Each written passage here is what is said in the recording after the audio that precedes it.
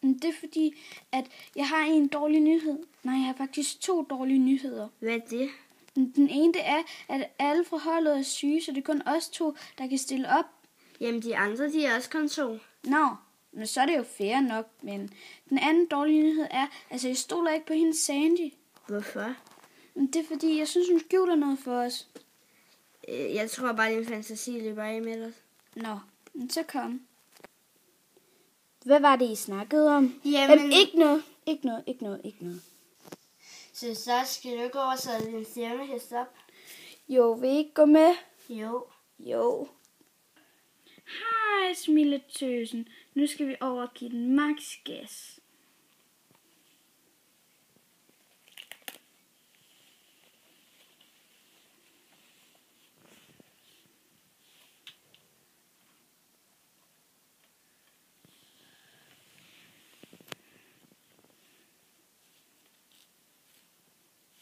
Sådan.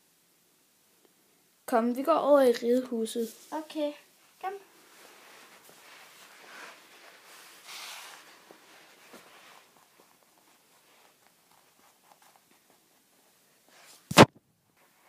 Vi starter med LD1-klassen, og den første på banen er Mathilde på Laban fra Dalums Rideskole.